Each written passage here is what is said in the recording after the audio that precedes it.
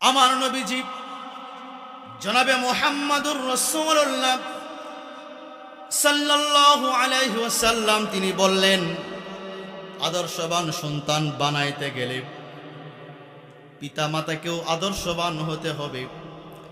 আমার নবীজি বললেন, ক্বালান নাবিয়্যু সাল্লাল্লাহু আলাইহি ওয়াসাল্লাম, বিসমিল্লাহি আল্লাহুম্মা জান্নিবিনাশ শাইতানা ওয়াশ শাইতানা মা রাযাকতানা। আমার নবীজি বললেন, কোন স্বামী যখন কোন স্ত্রীর কাছে যাবে, স্বামী যখন তার স্ত্রীর কাছে যাবে, তখন এই হাদিসটি পড়বে, এই দোয়াটা পড়বে, বিসমিল্লাহি আল্লাহুম্মা জান্নিবিনাশ শাইতানা ওয়াশ শাইতানা মা রাযাকতানা। পড়েছেন আপনারা? পড়ছেন? এই দোয়াটা পড়তে হবে।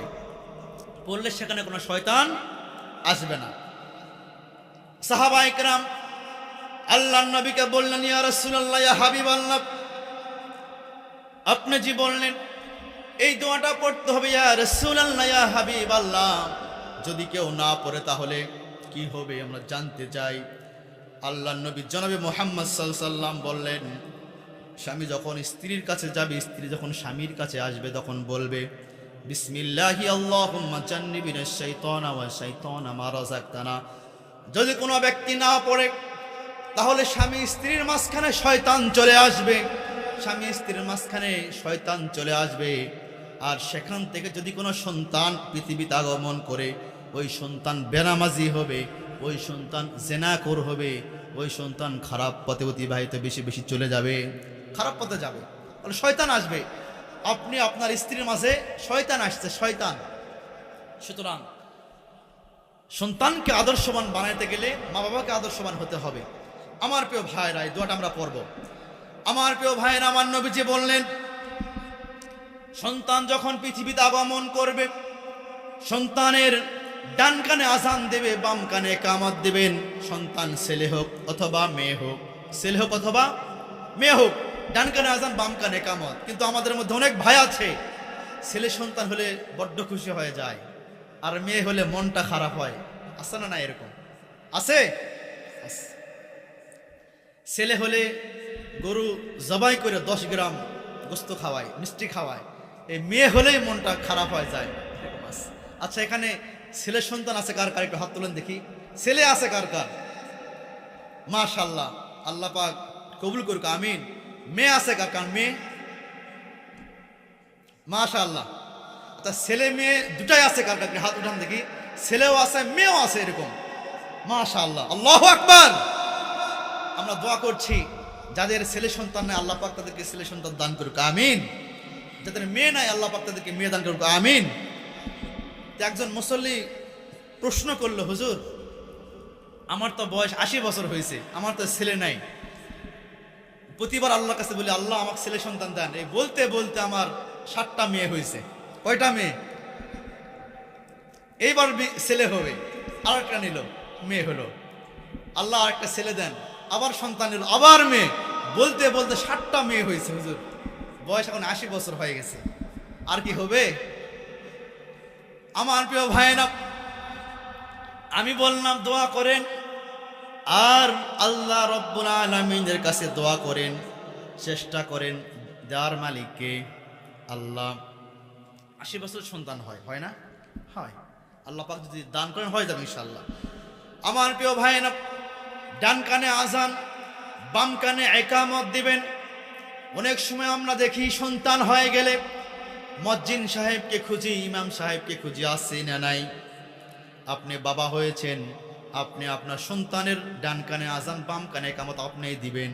আপনি দাদা হয়েছেন, নানা হয়েছেন, আপনি নিজেই আযান ইকামত দিবেন তো ইনশাআল্লাহ? দিবেন। এরপরে হচ্ছে, সন্তান যখন পৃথিবীতে আগমন করবে, তখন সন্তানকে তাহনিক করাবেন। কি করাবেন? তাহনিক। এটা, এই আমলটা ঢাকায় বেশি হয়, ঢাকায়, বরিশালে বেশি হয়, উত্তরবঙ্গে খুবই কম। আমার নবীজি বললেন, পৃথিবীতে যখন কোনো সন্তান আগমন করবে, সন্তানগুলোকে তাহনিক করাবেন। তাহনিক মানে হলো, আপনার এলাকার বুজুর্গ, আলেম ওলামা, হক্কানি রব্বানি আলেম ওলামা যারা আছে, এদের থেকে খেজুর চিবিয়ে নেবেন, চিবিয়ে নিয়ে খেজুরের নির্যাস সন্তানের জিহ্বা অথবা ঠোঁটে অথবা তালুতে স্পর্শ করাই দিবেন। সুবহানাল্লাহ। এটাই হলো তাহনিক করা। করছেন? এই আমল করছেন? করছেন? তাহনিক করছেন? করবেন ইনশাআল্লাহ। আমার প্রিয় ভাইরা, আমার নবীজি জনাবে মুহাম্মাদুর রাসূলুল্লাহ সাল্লাল্লাহু আলাইহি ওয়াসাল্লামের উপরে জুলুম হয়েছে, নির্যাতন হয়েছে, ঠিক কিনা হয়নি? হয়েছে। আদর্শমান সন্তান আমরা বানাবো, সন্তানকে আমরা আদব শিখাবো ইনশাআল্লাহ। কি শিখাবো? আদব শিখাবো। কি শিখাবো? আদব শিখাবো। দেখেন, আমার নবী কারীম সাল্লাল্লাহু আলাইহি ওয়াসাল্লাম আমাদেরকে আদব শিখিয়ে দিয়ে গিয়েছেন। আদব আমাদের নবী আমাদেরকে শিখিয়ে দিয়ে গেছেন। দেখেন, আমার নবীজি মক্কাতুল মুআজ্জামা থেকে মদিনাতুল মুনাওয়ারা যখন হিজরত করলেন, আমার নবীজি ইসলামকে পৃথিবীর জমিনে বাস্তবায়ন করবার জন্য আমার নবীজিকে অপমানিত হতে হয়েছে, আমার নবীজিকে লাঞ্ছিত হতে হয়েছে, আমার নবীজির উপরে পাথর নিক্ষেপ করা হয়েছে। হয়েছে না হয় নাই? আমার নবীজি মক্কাতুল মুআজ্জামা থেকে মদিনাতুল মুনাওয়ারা যখন হিজরত করলেন, মদিনার অলিতে গলিতে মানুষদের ঢল নেমে গেল। মানুষেরা শুধু বলা বলি করছে আখেরি জামানার পয়গম্বর তিনি মদিনাতে তাশরীফ নিচ্ছেন। আল্লাহ রাব্বুল আলামিন বলেন, যাদের মুখস্থ আছে সোনালী আয়াতটি ঠোঁট মিলে আমার সঙ্গে পড়ুন। আল্লাহ রাব্বুল আলামিন বলছেন, ওয়ামা আরসালনাকা ইল্লা রাহমাতাল লিল আলামিন। আল্লাহু আকবার। আমার নবীজি রাহমাতাল লিল আলামিন। আল্লাহ রাব্বুল আলামিন বলছেন, আমি আমার নবীকে পৃথিবীর জমিনে রহমত স্বরূপ পাঠিয়েছি। আমার নবী মানব জাতির জন্য রহমত, আমার নবী জিন জাতির জন্য রহমত, আমার নবী আরশ কুরসি লৌহ কলম সবার জন্য আমার নবী রহমত। সুবহানাল্লাহ। আমার নবীজি যখন মক্কাতুল মুআজ্জামা থেকে মদিনাতুল মুনাওয়ারা যখন হিজরত করলেন, মদিনার অলিতে গলিতে ঢল নেমে গেল। সবাই শুধু নবীজিকে আহলান সাহলান জানাচ্ছে। সবাই একটু আমার সঙ্গে পড়েন, তালাআল বাদরু আলাইনা মিন সানিয়াতিল ওয়াদা ওয়াজাবা শুকরু আলাইনা মাদাআ লিল্লাহি দা মাদাআ লিল্লাহি দা। মদিনার অলিতে গলিতে মানুষদের ঢল নেমে গেল, আর সবাই নবী করিম সাল্লাল্লাহু আলাইহি ওয়াসাল্লামকে দেখার জন্য আসছে। সুবহানাল্লাহ বিহামদি। আমার প্রিয় ভাইরা, সমস্ত আনসার সাহাবী, মদিনাতুল মুনাওয়ারার সমস্ত সাহাবায়ে কেরাম, সমস্ত মানুষগুলি নবীজি মুহাম্মদ সাল্লাল্লাহু আলাইহি ওয়াসাল্লামকে দেখার জন্য আগমন করলেন। আর যার যেটা আছে হাদিয়া দেওয়ার জন্য সবাই লাইন হয়ে দাঁড়িয়ে আছে। নবীজি আসা মাত্র নবীজিকে হাদিয়া দিবেন সবাই। আমার প্রিয় ভাইরা, সাহাবায়ে কেরামরা আমার নবীজিকে কেউ বা মিসওয়াক হাদিয়া দিচ্ছেন, কেউ বা খেজুর হাদিয়া দিচ্ছেন, আবার কোনো কোনো আনসার সাহাবারা খেজুরের বাগান নবীজিকে হাদিয়া দিচ্ছেন। আমার প্রিয় ভাইরা, সবাই হাদিয়া দিচ্ছেন। হযরত আনাস রাদিয়াল্লাহু তাআলা আনহুর মা, তিনি ভাবতেছেন, হায় হায়, সবাই তো আমার নবীজিকে হাদিয়া দিচ্ছেন, আমি কি দিব? আমার তো কিচ্ছু নাই, আমার কোনো ঘর বাড়ি নাই, আমার কোনো থাকার জায়গা নাই, আমার কোনো দিরহাম নাই, দিনার নাই, কিচ্ছু না, আমি কি হাদিয়া দিব আমার নবীজিকে? ইন দ্য মিন টাইম হযরত আনাস রাদিয়াল্লাহু তাআলা আনহুর মা আল্লাহর নবী জনাবে মুহাম্মদুর রাসূলুল্লাহ সাল্লাল্লাহু আলাইহি ওয়াসাল্লামের সামনে আগমন করলেন। এসে বললেন, ইয়া রাসূলুল্লাহ, ইয়া হাবিবাল্লাহ, আপনাকে সবাই হাদিয়া দিচ্ছে, আমি কি হাদিয়া দিব? আমার তো কিচ্ছু নাই। ইয়া রাসূলুল্লাহ, ইয়া হাবিবাল্লাহ, আমার কিচ্ছু নাই, শুধুমাত্র আমার কাছে একটি সম্পদ আছে, আমার এই কলিজার টুকরা আনাস আছে, এই আনাসকে আমি আপনার জন্য নিয়েছি ইয়া রাসূলুল্লাহ, এই আনাসকে আমি আপনাকে হাদিয়া দিয়ে দিলাম। সুবহানাল্লাহ, আল্লাহু আকবার। আনাসকে হাদিয়া দিলেন আল্লাহ রাসূল সাল্লাল্লাহু আলাইহি ওয়াসাল্লাম। সুবহানাল্লাহ।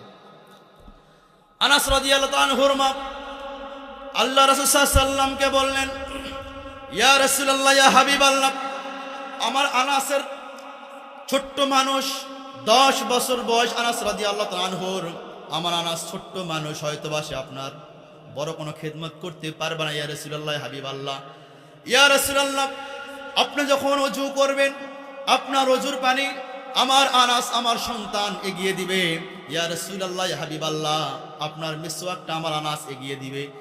ইয়া রাসূলুল্লাহ, হাবিবাল্লাহ, আপনার জুব্বা মোবারকটি আমার আনাস এগিয়ে দিবে।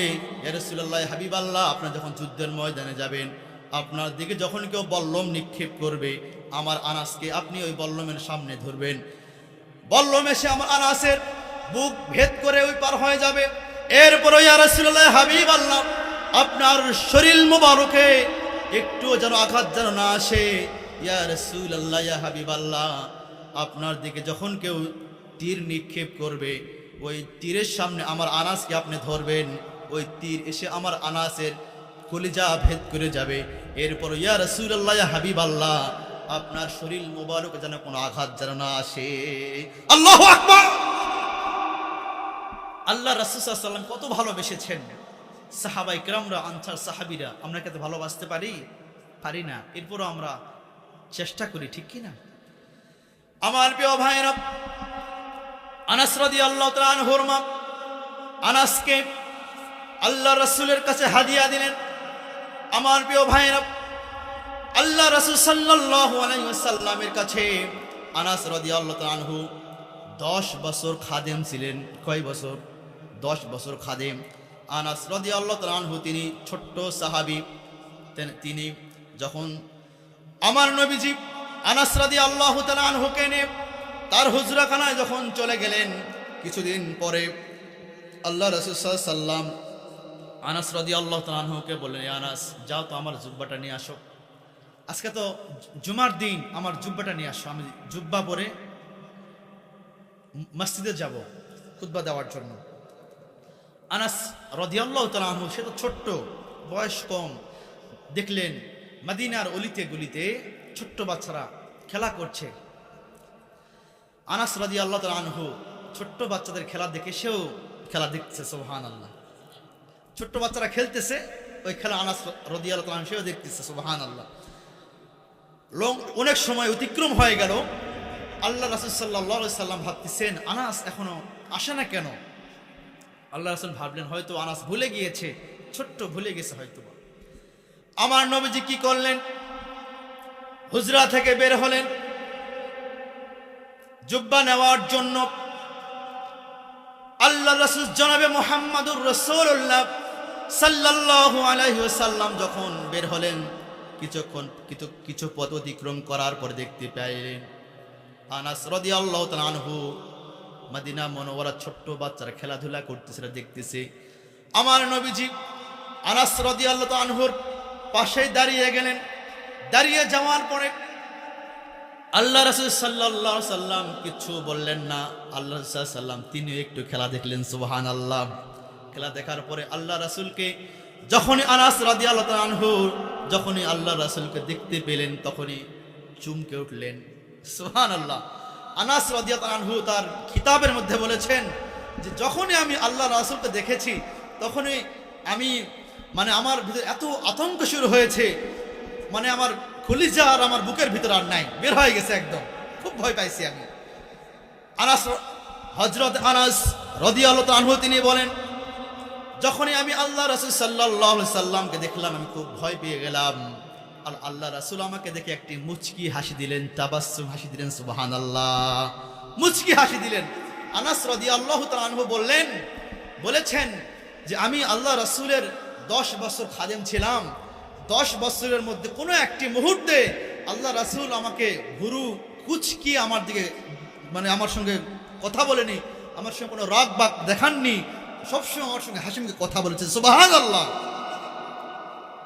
আমরা হলে কি করতাম? একটা ঝাড়ি দিয়ে দিতাম, ঠিক কিনা? দিতাম না? দিয়ে দিতাম। আমার প্রিয় ভাইরা, আল্লাহ রাসূলের একটি উত্তম একটি সুন্নাহ হচ্ছে মানুষের সঙ্গে মুচকি হাসি দিয়ে কথা বলা, মুচকি হাসি দিয়ে কথা বলা। প্রিয় হাজরিন, আমার মা আমাকে অনেকবার বলে যে আচ্ছা আমাদের যাদের স্বামী আছে আমাদের সঙ্গে সব সময় কর্কশ ভাষায় শুধু কথা বলে, মুচকি হাসি দিয়ে কথা বলতে চায় না। আমরা যখন আমাদের স্ত্রীর সঙ্গে যখন কথা বলবো, মুচকি হাসি দিয়ে কথা বলবো, ইনশা আল্লাহ। হাসবেন তো ইনশাআল্লাহ? আমার প্রিয় ভাইয়েরা, আমার নবীজি জনাবে মুহাম্মদুর রাসূলুল্লাহ সাল্লাল্লাহু আলাইহি ওয়াসাল্লাম তিনি বলেছেন, কোন স্বামী যখন তার স্ত্রীর দিকে তাকিয়ে মুচকি হাসি দিয়ে কথা বলবে, কোন স্বামী তার স্ত্রীর দিকে তাকিয়ে একবার মুচকি হাসি দিয়ে কথা বলবে, আমার নবীজি বললেন ওই স্বামীর আমলনামায় একটি কবুল উমরা হজের সওয়াব দান করা হবে। সুবহানাল্লাহ। আমার নবীজি আরো বললেন, যখন কোন একজন স্ত্রী, একজন বউ, একজন স্ত্রী তার স্বামীর দিকে মুচকি হাসি দিয়ে তাকাবে, মুচকি হাসি দিয়ে কথা বলবে, মায়ার নজরে দেখবে, আল্লাহ রাসূল সাল্লাল্লাহু আলাইহি ওয়াসাল্লাম বলেছে ওই স্ত্রীর আমলনামায় একটি কবুল উমরা হজের সওয়াব আল্লাহ রাব্বুল আলামিন দান করে। সুবহানাল্লাহ। আমার প্রিয় ভাইরা, নবী কারীম সাল্লাল্লাহু আলাইহি ওয়াসাল্লাম আমাদেরকে আরো শিখিয়ে দিয়েছেন সালাম দেয়া। সালাম। আচ্ছা, এখানে বউ আছে কার কার? হাতে একটু উঠান দেখি। স্ত্রী আছে কার কার? বউ আছে কার কার? সবারই আছে? নাই কার কার? আচ্ছা, আলহামদুলিল্লাহ। বউ নাই কার কার? নাই কার কার বউ? কয়জন আছে এরকম? কয়জন আছে? 1 2 3 4, অল্প কয়েকজন। আপনার নাই? বউ নাই? মাশাআল্লাহ, আরেকটা বিয়ে করতে হবে। আল্লাহ কবুল করুক, আমিন। প্রিয় ভাইরা, প্রিয় হাজিরিন, মাঝে মাঝে আমি আমার স্ত্রীকে বলি আরেকটা বিয়ে করতে হবে। আমি বিয়ে করছি, যাই হোক, স্ত্রীকে মাঝে মধ্যে বলি আমাকে আরেকটা বিয়ে করতে হবে।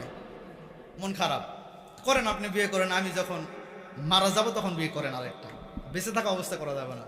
তাই আমি বলি আচ্ছা যদি করি তাহলে কি হবে, আমি আর আপনার সঙ্গে থাকবো না যদি করেন বিয়ে।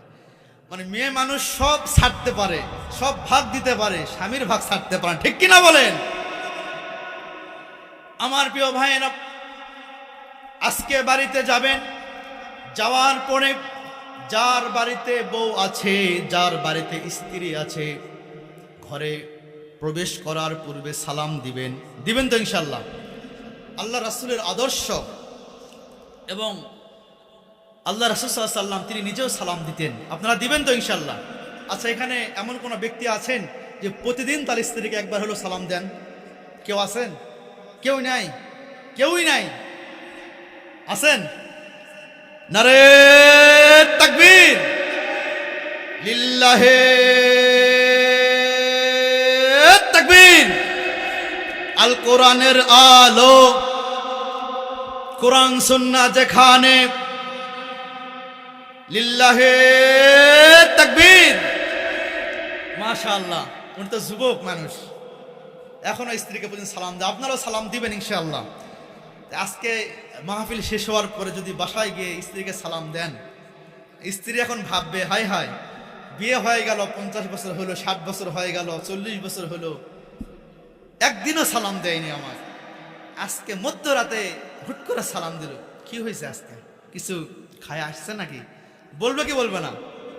বলবে না? দরজাই খুলবে না ভয়ে, মানে ভাববে যে অন্য কেউ আসছে মনে বাড়িতে।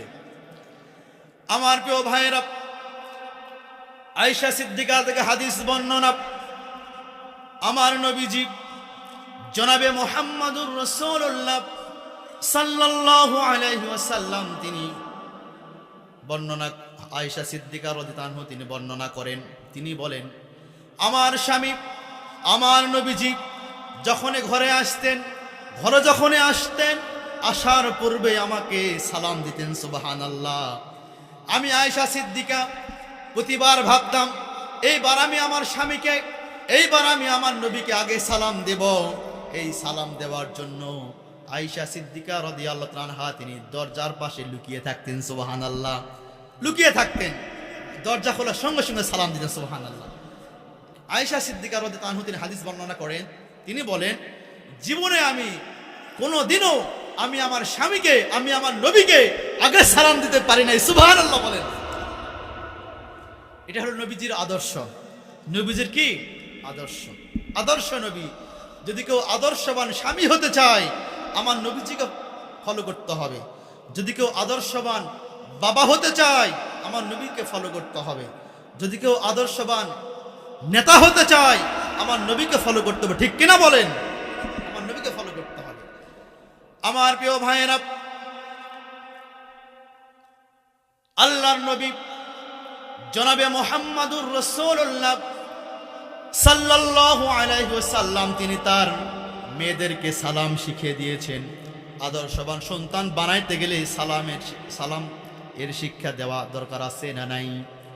সালাম, আপনি বাবা, আপনি আপনার সন্তানকে সালাম দিবেন, আপনার সন্তান আপনাকে সালাম দিবে, এটাই তো নিয়ম। ঠিক কিনা? মানে ইসলামের যে কালচার, এগুলো আমরা ভুলে গিয়েছি, কিচ্ছু বুঝি না। আমি যখন সারসিনা মাদ্রাসা যখন ছিলাম খুসুসি জামাতে, তখন আমাদের দিনিয়া মাদ্রাসার তালতলি হুজুর নাইবে মুদির, তিনি সাততলা যে মসজিদ হচ্ছে, পুরোপুরি হয়ে যাচ্ছে, কমপ্লিট হচ্ছে, তো সেখানে আমাদেরকে বলা হলো এশার নামাজের পরে সব ছাত্ররা আপনারা বসবেন। আমরা সবাই বসলাম।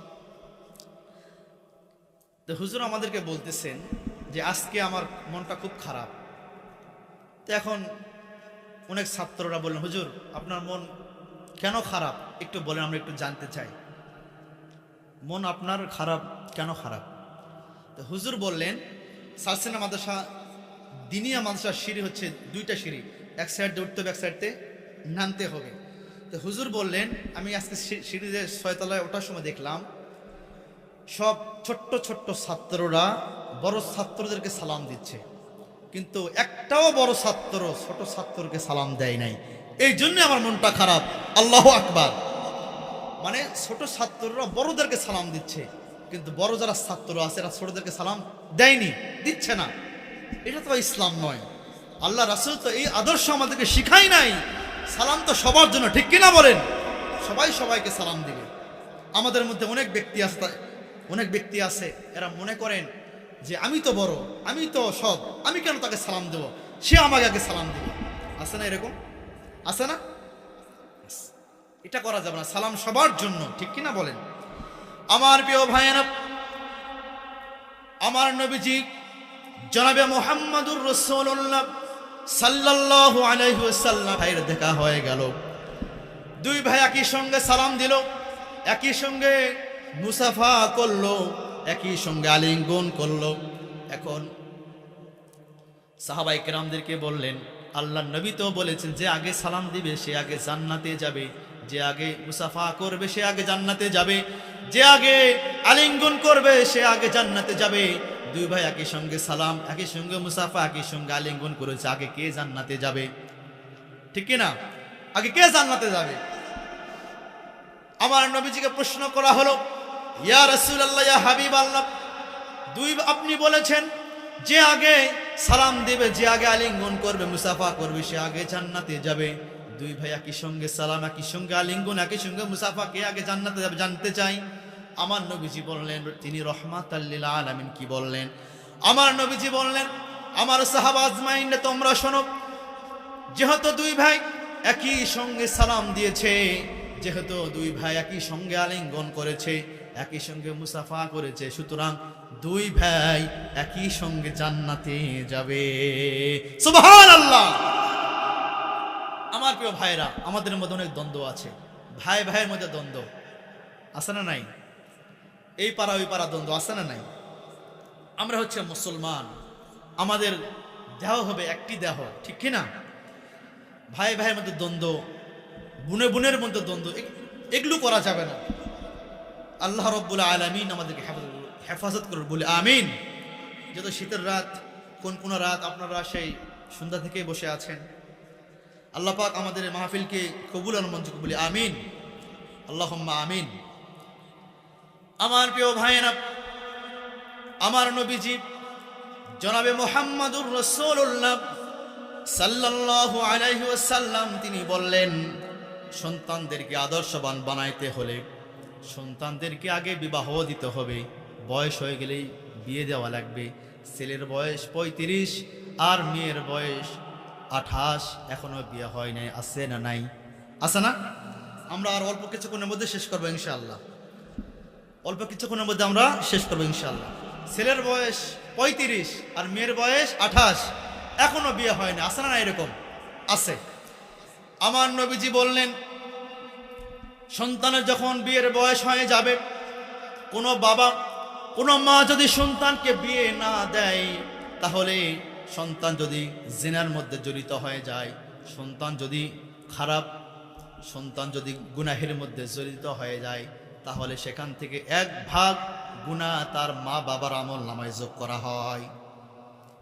নাউজুবিল্লাহ বলেন। আমার প্রিয় ভাইরা, ইমানকে মজবুত করার জন্য বিয়ে করতে হবে। তিব্বে নববী কিতাবের মধ্যে এসেছে, যদি কেউ সুস্থ থাকতে চায় সে যেন বিয়ে করে। সুস্থ মানে শারীরিক সুস্থ এবং মানসিক সুস্থতা। শারীরিক এবং মানসিক সুস্থতা থাকতে গেলে কি করতে হবে? বিয়ে।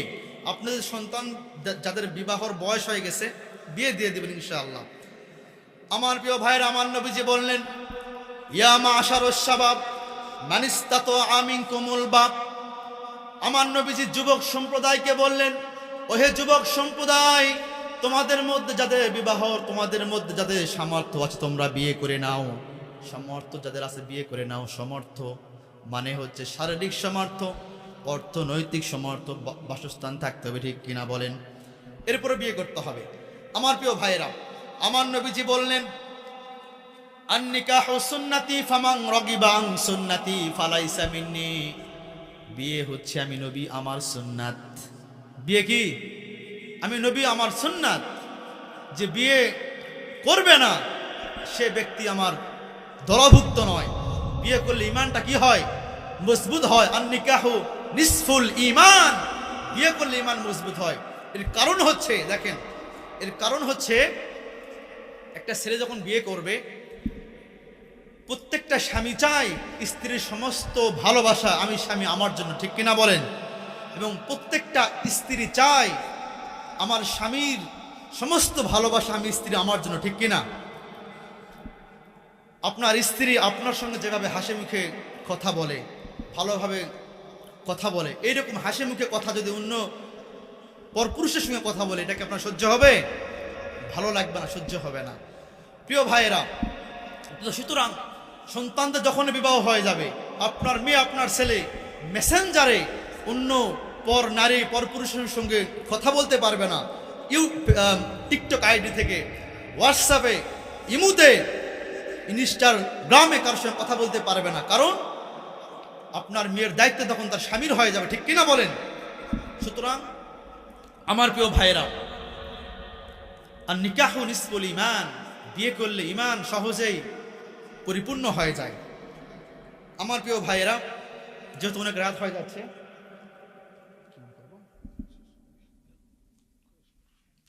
কিয়াম করেন আপনারা? আচ্ছা, ঠিক আছে।